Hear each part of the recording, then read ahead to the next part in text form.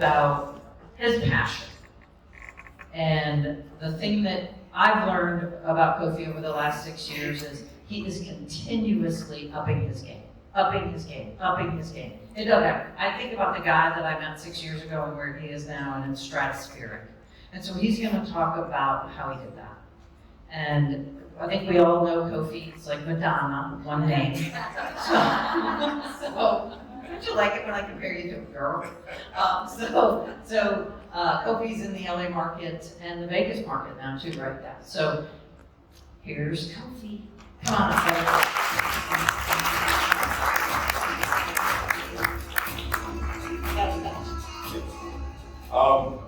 I'm going to talk fast, because I like to talk fast. I don't know if I need a clicker to click through my slides. I forgot to grab the clicker, but maybe you grab the clicker for me. But as you mentioned, my name is Kofi Nartey, founder and CEO of Global Real Estate Development. We're based in Beverly Hills. We do everything from residential core competency to development projects, but also bringing more to our clients for investments. We're flipping property. That's 60 people invest with us in our first year. So super excited about what's going on. Last couple of days have been amazing. Hopefully you guys have been doing what I call a Kofiism. If you've heard me speak, you'll know this one. It's listen with, anybody know? Anyone? Selfish ears. Listen with selfish ears, right? Because we hear so much information, we've heard so many great speakers, but you have to listen for the things that resonate with you, that you can turn into action items in your business immediately, right? And so I'm going to go through a few things that really apply to everything that we've done. There are soft skills that are hard skills in life, and we think about the soft skills that apply to every hard skill that we have, right? Not a couple years ago, last year, I was telling everybody when the market was just soaring to prepare for landing. I told my own team, prepare for landing. That was my spec. I was on an inland stage, prepare for landing, because it's going to soften. And we're just adjusting. We're adjusting back to a balanced market, right? And now, my message today is prepare for takeoff. Not today, not tomorrow, but takeoff is coming again. Because the landing was for people to get out of the business who shouldn't have been in the business anyway.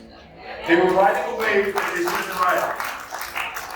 And that's it. And the people who are going to take off are the people who are like you, who are in this room, recalibrating, looking at the coordinates to where we want to go, and we're going to take off again as soon as the market lifts. And we're going to do it even before that, because we're not going into a recession. It's a technical recession, not a real recession.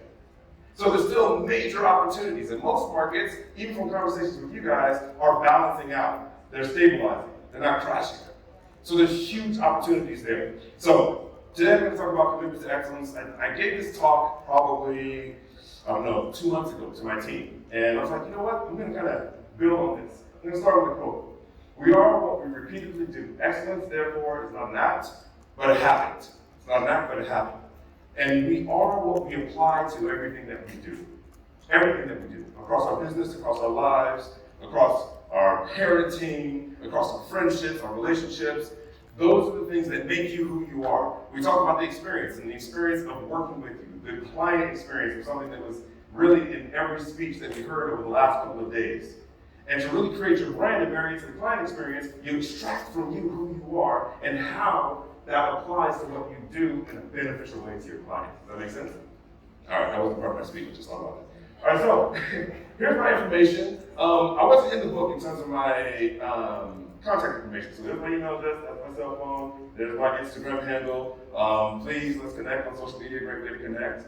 I also included a photo of me from the Raiders, because commitment to excellence is really from the Raiders, right? They came up with that term probably in the 70s and 80s, and really made it popular in terms of how they approached the sport of football. So a little bit about my past, obviously I played sports, I played football at Cal in Northern California, had a shot with the Oakland Raiders when they were in Oakland, now they're in Vegas. And then I went on and I did acting.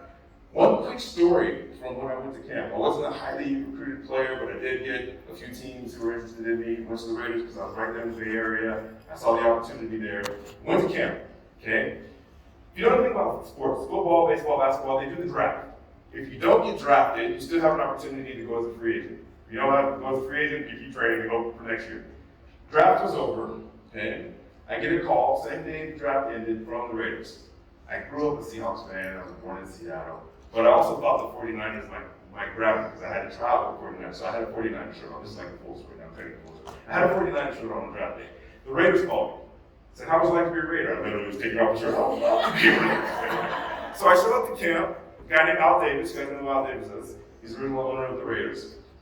It's 100 degrees at camp, probably 102. Okay, so it's hot, it's hot. So he comes out there in this thick leather sweatsuit. You guys have seen pictures of Al Davis. If you Google him and you see a white sweatsuit, it's actually this thick cowhide leather sweatsuit that he would wear. He comes up to me, again, I'm not a big time player.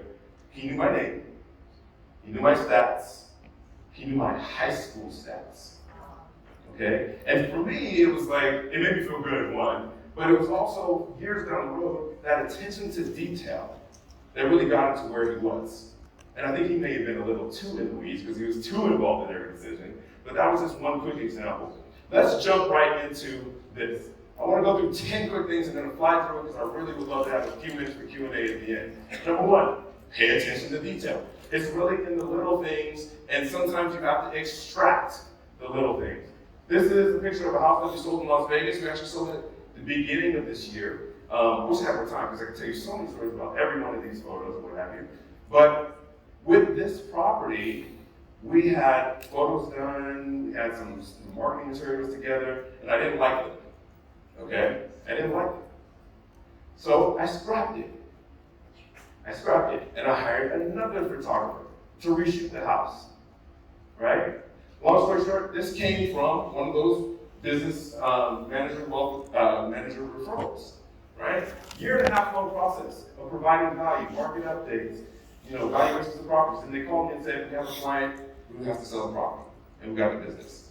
But it was the little details to really position us to sell, right, for the highest value.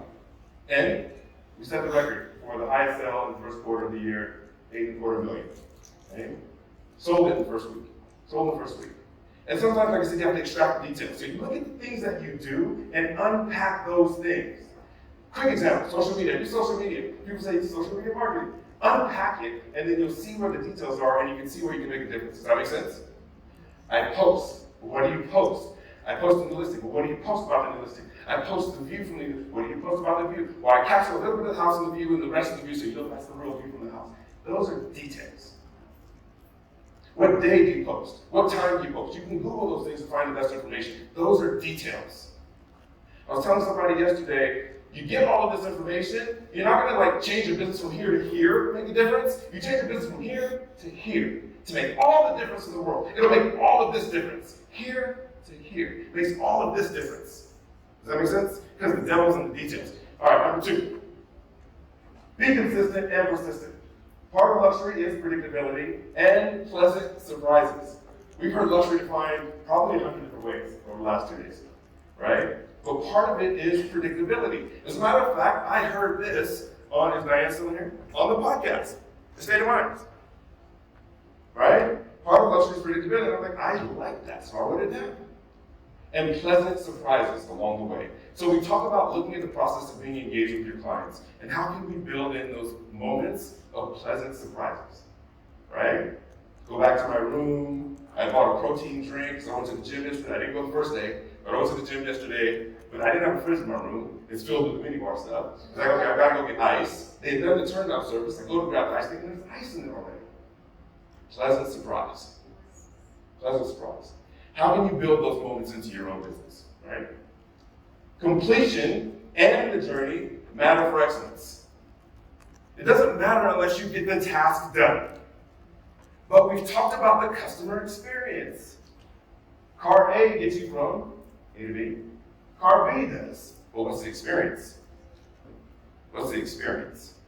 And so when we're doing something at an excellent level, at a luxury level, the experience is as important, the journey is as important as the completion of it. But don't neglect the completion of it. You do have to get it done. You do have to focus and finish. As my bracelet says, my mantra says, focus and finish. Right? You get into your car, it's really nice leather seats, it hugs you when you turn. That's a different experience than maybe an economy car that you might get from an insurance thing. Right? They're different experiences. First class. Right? I had a ticket, coffee hack. I always ask, is there an upgrade available? Sometimes they say yes. It's $1,600. I'm cool. I'll get there from row 27. I'm good. $150. paid for the upgrade, rode in first class. It was available. Okay? Met somebody who was a movie and TV show producer, was married to somebody in our neck of the woods who built a $100 million house. He wants to connect me with them. Right? You never know who you're going to meet in first class. Always ask for the upgrade. Go behind. Okay? All right. Next up. Number 3. Always be on the road towards better. I created an acronym for the word fail. For me, fail is find all important lessons. Find all important lessons. Win or lose, always ask for feedback. Okay? Never lost a game, I just ran out of time. This is Michael Jordan's quote. Never lost a game, just ran out of time. This is me in front of Michael Jordan's house when I represented the house for 1 year. I represented it for 1 year before changing firms and kept the old firm. It still hasn't sold. But I brought more attention in that 1 year to the property than it's ever had, right? It never had since. 2015, this picture's from. And I still get calls from the marketing to this day for other opportunities and actually from actual buyers who are trying to figure out the house, right? Another quick side note, because I've got you for a second. What I'm trying to figure out right now is how to create they wanted to turn it into a museum, the recent buyers. They wanted to turn this museum. I'm a year into conversations with how to help them figure it out. But it's in residential zoning area. You can't do it. It's not going to happen. We're talking to the city and all that stuff. But what we're trying to do now is tap into modern technology. VR, right? AR experiences. We can do a virtual museum. The metaverse is here, right? So why don't we look at how do we turn this into a virtual experience? So instead of having people come to the house, you can open it up to the entire world. Instead of charging $100 to come in, you can charge $1 and get everyone in the world to want to tour Michael Jordan's house. So that's what I'm trying to help them figure out. Just get creative, right? All right, next one. All right, so this is a picture of me and Ben Diesel. This is from acting days. So after football, I got hurt. Game against the Cowboys. I still don't like the Cowboys. Even though I've got cowboy boots on because they're just damn comfortable. Actually, I just didn't even put this together. I bought these cowboy boots for the Fast and Furious premiere. So this was like 15 years ago. And I put this picture of Ben up because while we were shooting, we shot in LA. I had a small part, but I was in so many scenes, and just enough lines that when we went to Mexico, I was one of the 5 cast members that they took to Mexico.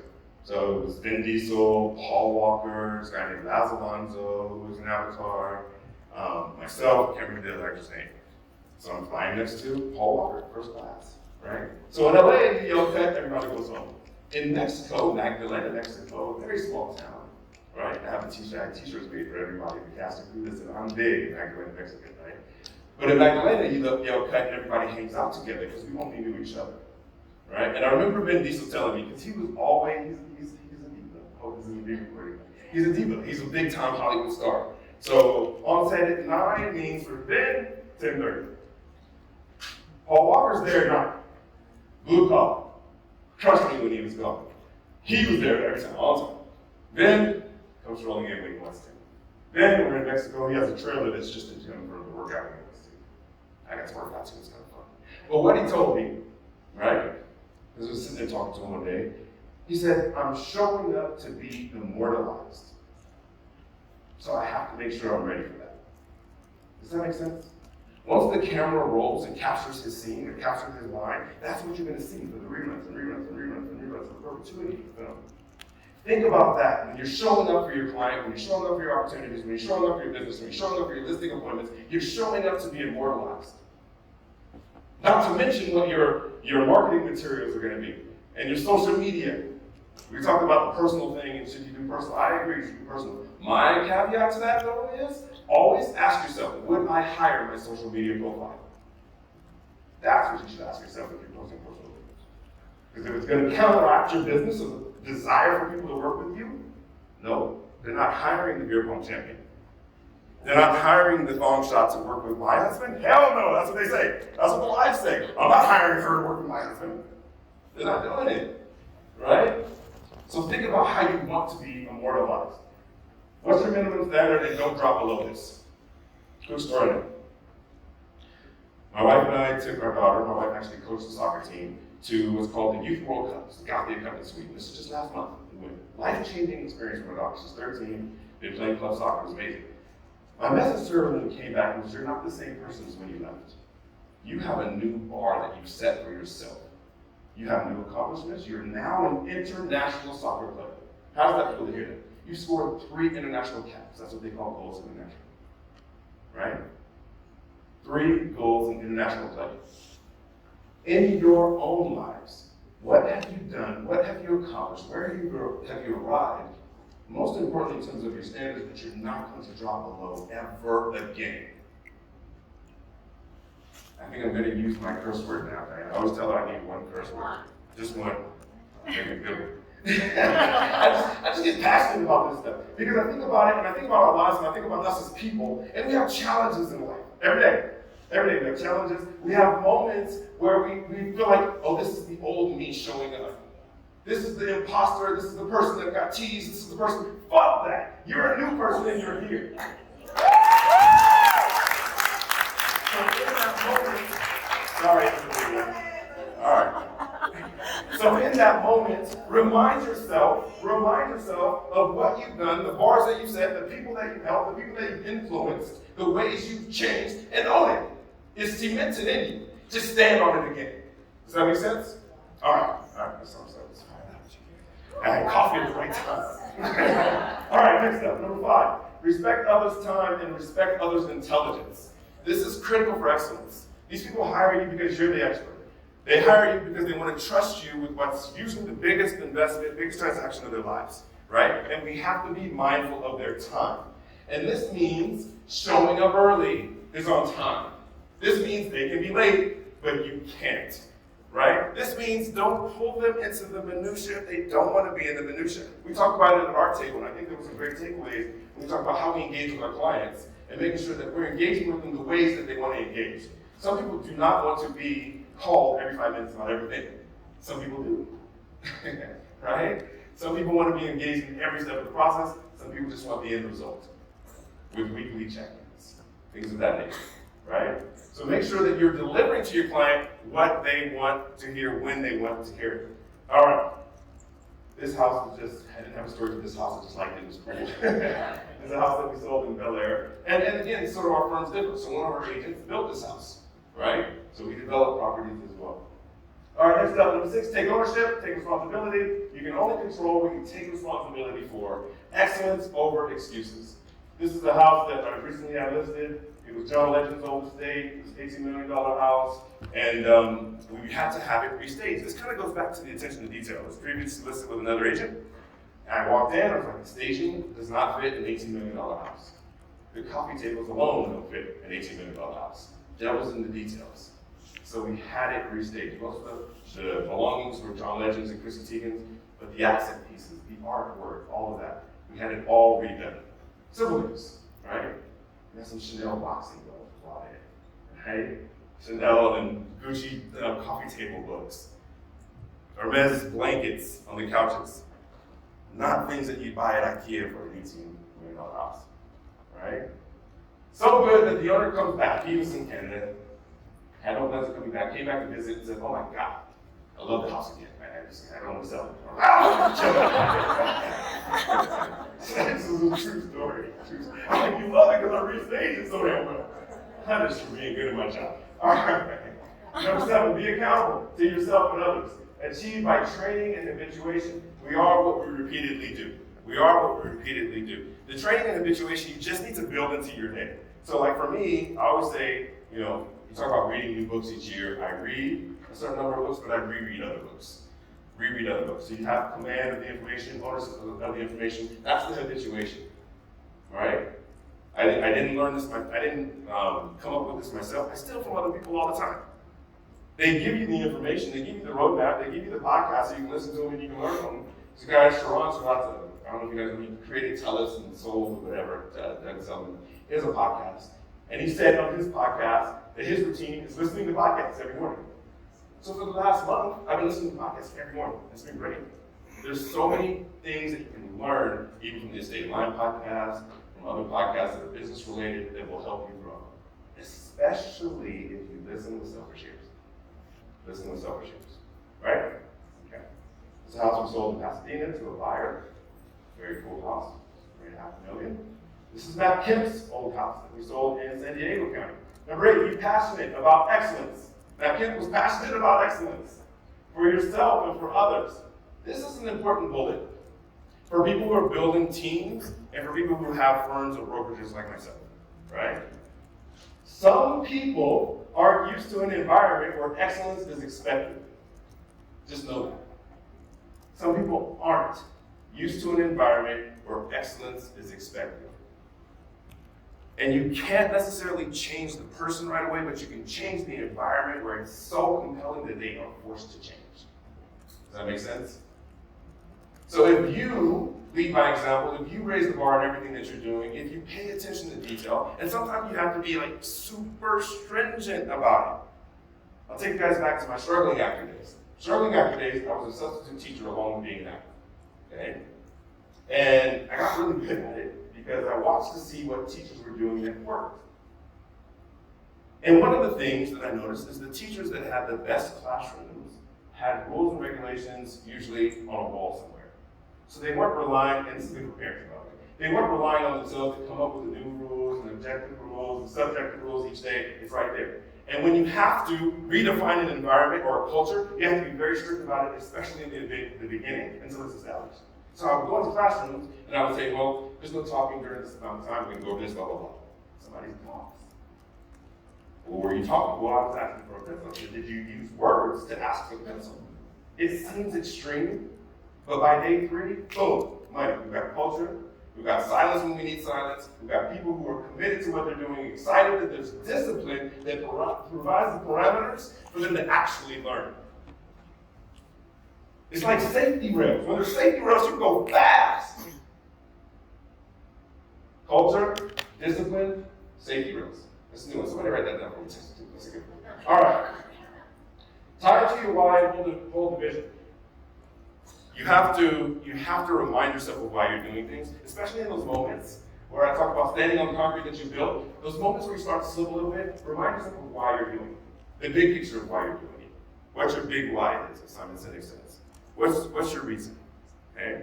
And you need to have visuals, you need to have things that remind you of that vision. Right? All right, next up. TTIN, the time is now. The time is now. When I played football at Cal, I remember one season we had t-shirts that said the time is now. It's always that with me. So the reason I use this photo is that watch. I'm a watch guy, right? I wear 2 watches every day. I know.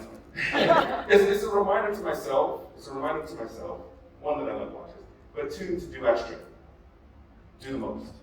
Even if it makes me uncomfortable, it makes other people uncomfortable, it's just a reminder, right? My success comes beyond my comfort zone, so does yours. And this is just a reminder of that. But anyway, $600,000 watch. $600,000 watch. I have a good relationship with the watch guy. We do events together because I want access to those $600,000 clients. That's a side note, right? Start your commitment to excellence now. Ask yourself daily, hourly, is this the highest and best use of your time? Ask yourself, each day, is this the highest and best use of your time? One of the previous speakers touched on that. If it's something that's actually building or if it's just a task that you're actually doing. And sometimes you have to remind yourself each day. And I am totally guilty, which is why I'm telling you from personal experience and ongoing training of myself, that I look at my to-do list, my focus and finish list every day, right? And my days are damn busy every day, and I look like, damn, but did it move the big needle? Or am I just a Zoom champ? Like, why am I taking all these calls? Right? So my last 6 months has been a season of no. Saying no to things so that I can focus on the things that matter to my overall business, to the agents that work with me, to my clients, to my family, to move the needle forward for me, which moves the needle forward for them. Does that make sense? All right. Number 10. If not excellence, then what? If not excellence, then what? Mediocrity leads to underperformance, which leads to living under your potential, which leads to disappointment and depression. It's a little bit somber, but it's true. You have conversations every day. I'm not big on surface level conversations, right? I'm realizing as I get a little older, not super old, but I'm getting there, that I'm a little bit introverted. You wouldn't guess it, I'm sure. Extroverted introvert is what I call it, right? But part of it is that I don't like surface level conversations. I like to get to the nitty gritty. I like interesting conversations. I like conversations with depth. I like to learn about people and their journeys and their challenges and their successes, or just interesting things, right? And we've all talked to or heard stories from people who are disappointed with how their lives have gone. Some of them justifiable, most of them not, but it's a story that they told themselves. And usually it's because they didn't leave it all on the field, to use a sports analogy. If you've given it all you've got and you fail, it's okay. You find all important lessons. I didn't sell Michael Jordan's house, but it's one of my greatest successes in life. Listing and marketing Michael Jordan's house. Breaking all records to that point, video views online across all aspects of video viewing. Greatest success was a quote-unquote failure, right? But I left it on the field. I knew what I wanted to do, I executed on it, and today, to this day, it still pays off in dividends. So the only regrets you have are the things that you don't give your all to, your 100% to, okay? Lastly, I owe it to me to be me. You owe it to you to be you. And you ties into full mogul. So full mogul is a saying I came up with a couple years ago. I'm doing a podcast coming up. I'm going to have to interview Diane on the podcast. She has to return the favor, she owes it to me. But full mogul is the highest pursuit of the best version of yourself across all aspects of your life. That's how I define full mogul. Okay? And I'll give you one more Kofiism before we wrap up. You have a responsibility during your lifetime to realize all of your God-given gifts and share them with the world. You have a responsibility during your lifetime to realize all of your God-given gifts and share them with the world. And that's across all aspects that you've identified in your life. So don't be amazing in business, but your health sucks. That's not full mogul. Don't be amazing in health, but your parenting is neglected because you're always at the gym. That's not full mogul. Okay. Find a way to find work-life peace, not balance. Balance isn't a real thing. But peace, meaning you give more time here sometimes, more time there sometimes, more time there sometimes, but you're at peace with what you're giving to each thing. And go all in on you. With that,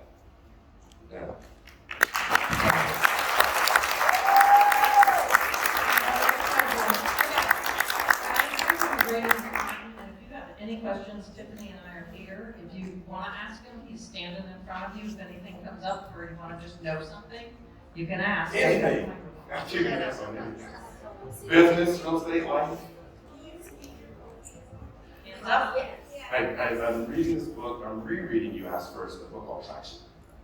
It's a pretty good book around running your business and operator versus entrepreneur. I'm rereading that. I just read this book called The New Kings of New York. It's on development. Is that what All right, I want to repeat that real quick because you talk really fast. Yes. Okay. So I'm from Chicago and I talk slower. Okay. All right, so the question from Diane Varney to Kofi was, what books are you reading right now? And he rattled off a couple. The first one is called Traction. It's a great book. I have it because I run a business. And actually, you know, for me to get that was Andrew Hahn, because he runs a business. So the guy up here on stage yesterday. And then the second one is about developers, and it's called The New Kings of New York. The New Kings of New York.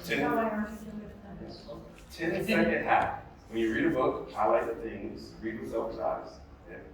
Highlight the things that resonate with you, that resonate with your life, your business, and where you want it to go. And when you reread, you're only rereading the highlighted parts, which is usually 30 to 40% of the book. So you can reread back. Boom, That's boom, great. boom, boom, boom. Right? Did everybody get that? Because he went fast again. The faster I go, the more I can share. That's how the faster I go, the more I can share. What's the next question? Let's go. Tiffany, go ahead. Oh, can you repeat your Kofiism? You have a responsibility during your lifetime. To realize all of your God-given gifts and share them with the world. If you're sharing from your gifts, you never run out. So just keep sharing. Share them in conversation, share them with your clients. It's a part of you. Thank you. Yes. All right, so I have one. Yes. Because I just always take advantage of you. Please. All right, so you said something very interesting, and you said it very quickly, and that is that it's about peace. It's not about balance, because balance isn't a thing. Yes. Tell us more about it. We've all heard that saying, right? Work-life balance. Work-life balance. The idea of work-life balance is setting you up for failure. Because balance means 50-50. It means everything is the exact same. And we all know in life, nothing is ever the exact same across the board at any given time in your life, especially if you're an entrepreneur, if you're ambitious. But if you can derive peace from knowing that the buckets are where they need to be in the moments where they need to be there, that's when you win. I'm here, I'm away from my family. Guess where I was this past weekend? On the sideline for the soccer game, Saturday, on the sideline. For my son's first goal in club soccer on Sunday. And that's the peace. That's the peace, right?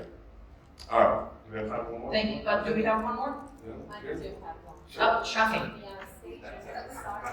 Stand up, tell us who you are. On the staging thing that you mentioned, attention to detail, I have a listing right now for $5 million, and my client will not paint, will not do anything, will not let me move a pillow.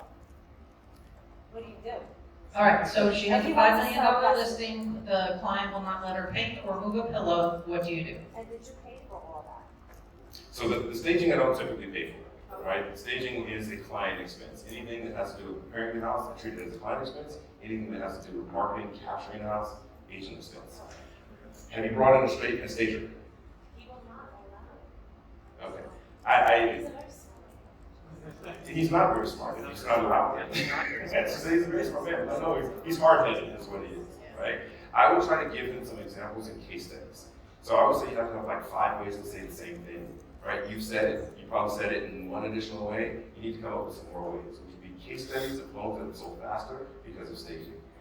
Statistics that show that buyers want move-in ready homes. Because we're in a market right now where buyers want move-in ready homes. We were in a market before where buyers were like, I'll take a picture, right? Now, they have more options, they have more time, they want move-in ready. So that also has to, you have to showcase that home in that way, right? So I would find some things that support what you're saying and saying it in different ways. And I would desperately try to get a stager in there to get a new voice, right? All right, thank you. Cool. Thank you, All right, guys. so that is terrific.